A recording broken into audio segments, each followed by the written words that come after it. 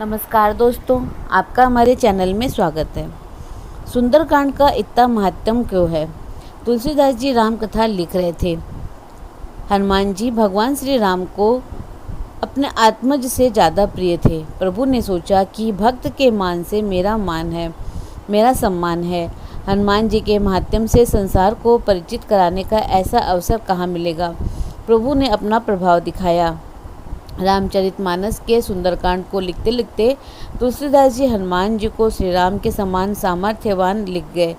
तुलसी बाबा जितनी भी राम कथा लिखते उसे हनुमान जी को सौंप देते। कथा देखने के बाद हनुमान जी अनुमोदन करते थे। कहते हैं कि सुंदरकांड को देखकर बजरंगबली भड़क गए कि भक्त को स्वामी के समान प्रतापी कैसे लिख दिया। आग बबूला होकर वैसे फाड़ने ही वाले थे कि श्री राम ने उन्हें दर्शन दिए और कहा कि यह अध्याय मैंने स्वयं लिखा है। पवन पुत्र, क्या मैं मिथ्या कहूँगा? इस विप्र का क्या दोष? हनुमान जी नतमस्तक हो गए। प्रभु, आप कह रहे हैं तो यही सही है। मुझे मानस में सुंदरकांड सर्वाधिक प्रिय रहेगा, इसीलिए सुंदरकांड के पाठ का इतना महात्म्य है। सुंदरकांड का पाठ करने वाले के कष्ट हरने को तत्पर रहते हैं हनुमान जी। यदि रोज संभव न हो सके तो कम से कम मंगलवार या फिर शनिवार को इसका पाठ अवश्य करना चाहिए। भ्रम का निवारण कर दे वही सुंदरकांड है। भेजस रघुनाथ जसु, सुनहि जे नर और नार, तिनके सकल मनोरथ सिद्ध करहि तिसरारी। भावार्थ, श्री रघुवीर का यश जन्म मरण रूपी रोग की अचूक दवा है। जो पुरुष और स्त्री इसे सुनेंगे, तीसरा के शत्रु श्री राम जी उनके सब मनोरथों को सिद्ध करेंगे। श्री राम जी माता सीता जी के वियोग के फलस्वरूप इस भ्रम में आ गए थे कि माता जी उन्हें मिलेंगी कि नहीं। बस इस भ्रम में वह जी रहे थे। वहीं दूसरी तरफ माता सीता भी अकेली श्री राम के वियोग में अशोक वाटिका में बैठी आंसुओं से युक्त इस भ्रम में थी कि क्या कोई खबर श्री राम जी की मिलेगी या नहीं, उनसे मुलाकात होगी कि नहीं। तभी पेड़ पर बैठे वीर बजरंगी ने मुद्रिका नीचे गिरा दी और जब उसे देखकर माता ने शंका की, तब हनुमान जी ने नीचे उतरकर सारी बातों से माता को अवगत कराया और माता जी का भ्रम दूर किया और बतलाया कि माता, आप चिंता ना करें, प्रभु श्री राम आएंगे और दुष्ट रावण को कुल सहित मारकर आपको ले जाएंगे। यहाँ सीता मैया का भ्रम दूर हुआ।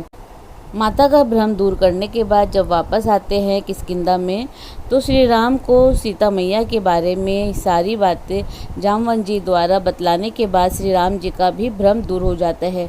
देवताओं का भी भ्रम था कि हनुमान जी अपने कार्य में सफल होंगे या नहीं। सुरसा द्वारा परीक्षा के बाद उनका भी भ्रम दूर हो गया।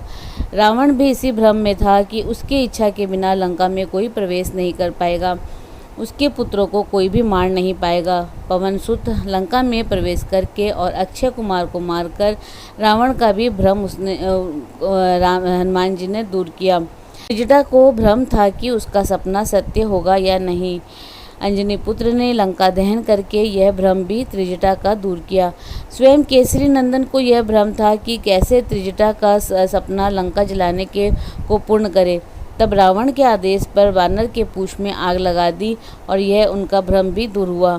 इसीलिए जो भ्रम मिटा दे वही सुंदरकांड है। दुख के सागर को पार कर सुख के तट पर पहुंचना ही सुंदरकांड है। एक तरफ तो श्री सरकार माता जी के वियोग में अत्यंत दुखित थे, दूसरी तरफ माता भी अशोक वाटिका में दुखी ही थी। बजरंगबली जी इस दुख को दूर करने के लिए ही समुद्र लांघ कर माता जी के पास जाते हैं और माता को श्री राम जी सरकार के बारे में सब जानकारी और प्रभु द्वारा दी हुई मुद्रिका को देखकर माता जानकी के दुखों का अंत किया और वहां से आकर श्री सरकार को सब कुछ बताकर और चूड़ामणि माता द्वारा दी गई वह चूड़ामणि श्री राम जी को देकर श्री राम जी का भी दुख दूर किया। इसके बाद वानरी सेना द्वारा सहित भगवान श्री राम समुद्र तट पर आते हैं और पुल निर्माण कर मैया को पाने और रावण के वध हेतु लंका में प्रवेश करते हैं, जहां सीता मैया के मिलन का रास्ता मिलने से सरकार का दुख दूर हो जाता है।